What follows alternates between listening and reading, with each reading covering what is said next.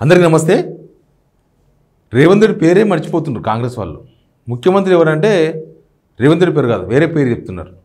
ఇది ఎవరో సినిమా వాళ్ళు లేకపోతే ఎవరో బయట రాజకీయాలతో సంబంధం లేని మాట్లాడితే ఓకే, కొద్దిసేపు ఎక్స్క్యూజ్ చేయొచ్చు.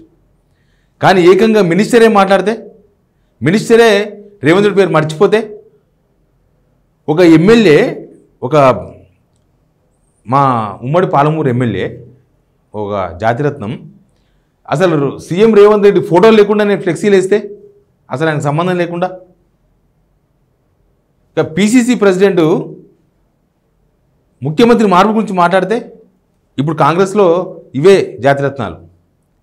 ఈ వీడియో చూసే వాళ్ళందరికీ నేను రిక్వెస్ట్ చేస్తున్నా, మీకు చూపిస్తా ఆ వీడియోలో ఎవరెవరు ఏం మాట్లాడినరో. ఈ వీడియో చూస్తున్న వాళ్ళు ఖచ్చితంగా సబ్స్క్రైబ్ చేసుకుని సపోర్ట్ చేయండి. 100 మందిలో 60 మంది సబ్స్క్రైబ్ చేసుకోకుండా చూస్తున్నారు. 100 వ్యూస్లో ఒక 1000 వ్యూస్ ఉంటే 600 మంది సబ్స్క్రైబ్ లేకుండా చూస్తున్నారు. మీరు సబ్స్క్రైబ్ చేసుకోవడం వల్ల నష్టం లేదు, కానీ మీరు ఒక్క సబ్స్క్రైబ్ సిగ్నల్ టీవీకి 1000 ఏనుగుల బలం. ఎవరు ఎన్ని కేసులు పెట్టినా, ఎవరు ఎన్ని చేసినా మన గొంతు ఆగొద్దు, ఖచ్చితంగా ముందుకు పోవాలి. కాబట్టి మీ మద్దతు కోరుతున్నా. ఇక వీడియోలోకి పోదాం. వీడియోలోకి పోతే రీసెంట్ నుంచి వెనకకు పోదాం. ఇప్పుడు జూపల్లి కృష్ణారావు గారు మినిస్టర్, సొంత జిల్లా రేవంత్ రెడ్డి, అంతా ఉమ్మడి జిల్లా కదా, ఉమ్మడి జిల్లాలో ఇద్దరు రేవంత్ రెడ్డి, జూపల్లి కృష్ణారావు. జూపల్లి కృష్ణారావు ఏమాటని చూస్తారా? చూడండి ఒకసారి. నెలకు 6,500 కోట్ల రూపాయలు ఈనాటి ప్రభుత్వం ముఖ్యమంత్రి కేటీఆర్ గారు, ముఖ్యమంత్రి రేవంత్ రెడ్డి గారు, ముఖ్యమంత్రి కేటీఆర్ గాంధీ భవన్లో కాంగ్రెస్ రాష్ట్ర కార్యాలయంలో ప్రెస్ మీట్ పెట్టి ముఖ్యమంత్రి రేవంత్ రెడ్డి అనే పేరు గుర్తుకొస్తలేదు. మతి పోయిందా మంత్రికి?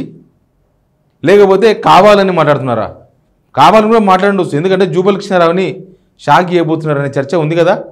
ఆయన తప్పించేసి వెలుమకోటలో మంచిర్యాల ఎమ్మెల్యే ప్రేమ్ సాగర్ రావుకు అవకాశం రాబోతుంది. దానికోసం బట్టి విక్రమార్క వాళ్ళు వీళ్ళు కసరత్తు చేస్తున్నారు.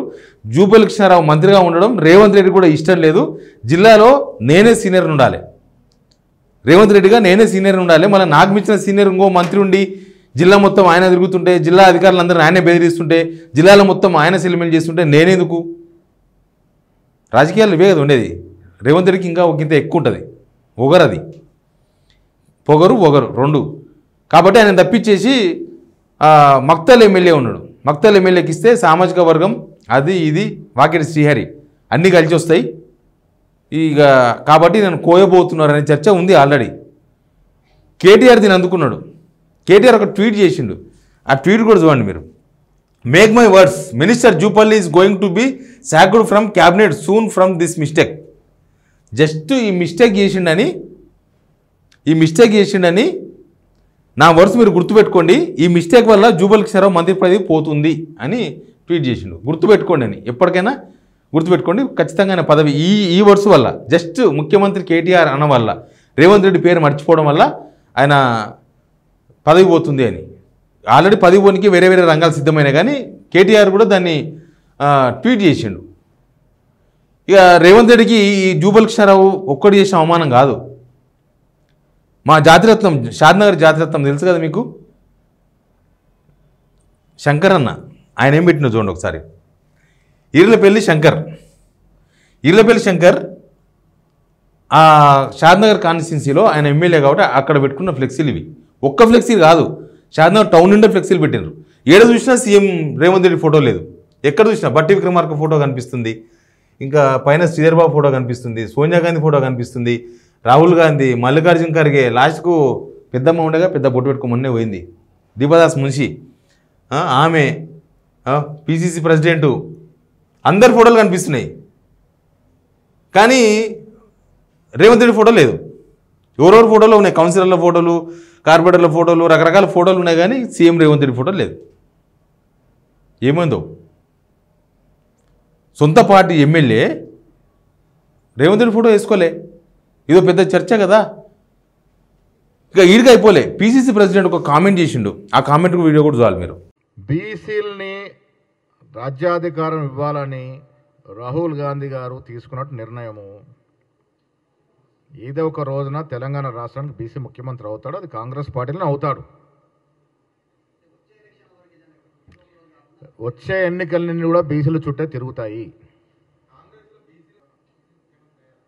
గతంలో కాలేదు కాబట్టి ఇవాళ రాహుల్ గాంధీ ఆ స్లోగన్ తీసుకున్నారు కాబట్టి భవిష్యత్తులో అవకాశం వచ్చినప్పుడు బీసీ ముఖ్యమంత్రి రాష్ట్రంలో అవుతాడు. ఇవాళ ఈ 5 ఏళ్ళు రేవంత్ రెడ్డి గారు ముఖ్యమంత్రిగా కొనసాగుతారు. వచ్చే రోజుల్లో ఈ అవకాశం కాంగ్రెస్ పార్టీలో ఉంటుంది. రేవంత్ రెడ్డి 5 ఏళ్ళు ముఖ్యమంత్రిగా కొనసాగుతారు అని చెప్పుకునే పరిస్థితి వచ్చింది పిసిసి ప్రెసిడెంట్. ఎప్పుడు చెప్పుకుంటారు? వాడు మంచోడని ఎప్పుడు చెప్తారు? ఆడు చెడ్డోడని అందరికి తెలుస్తున్నప్పుడు అది మంచోడని చెప్పుకోవాల్సి వస్తుంది. ఎవరైనా దొంగోడని తెలిసినప్పుడు ఇది దొంగోడు కాదు మంచోడని చెప్పుకోవాల్సి వస్తుంది. ఇప్పుడు సీఎం రేవంత్ రెడ్డి సీఎంగా 5 ఏళ్ళు కొనసాగుతాడని పిసిసి ప్రెసిడెంట్ చెప్పుకోవాల్సి వస్తుంది కాంగ్రెస్లో. బీసీలకు ఇస్తే మంచిదే, అది జరిగినప్పుడు జరుగుతుంది. కానీ రేవంత్ రెడ్డి 5 ఇయర్స్ ఉంటాడు అని చెప్తున్నారంటేనే ఆయన ఉంటాడో ఉండడనే ఒక అనుమానం స్టార్ట్ అయింది. కాంగ్రెస్లో ఒక చర్చ స్టార్ట్ అయింది. పై నుంచి కిందికి, కింది నుంచి పైకి ఏడ చూసినా అదే చర్చ ఉంది అనేది ఒక దీంతోన ప్రూవ్ అయిపోయింది. ఓ పక్కనేమో సీఎం పేరు మర్చిపోతాడు ఒక ఆయన, ఇంకో పక్కనేమో సీఎం ఫోటో మర్చిపోతాడు. ఇప్పుడు ఏకంగా సీఎం ఉంటాడు అని చెప్పుకోవాల్సిన పరిస్థితి వచ్చింది. అసలు మొత్తం రేవంత్ రెడ్డి చుట్టే కథ నడుస్తుంది. రేవంత్ రెడ్డిని లేపనికి ఎవరెవరు ఏం ప్లాన్ చేస్తున్నారో కానీ సొంత పార్టీలో ముఖ్యమంత్రి మీద రేవంత్ రెడ్డి పైన కాంగ్రెస్లోనే ఏదో జరుగుతుంది. కాంగ్రెస్లోనే రకరకాల కుట్రలు, రకరకాల కథలు జరుగుతున్నట్టుగా అనిపిస్తుంది.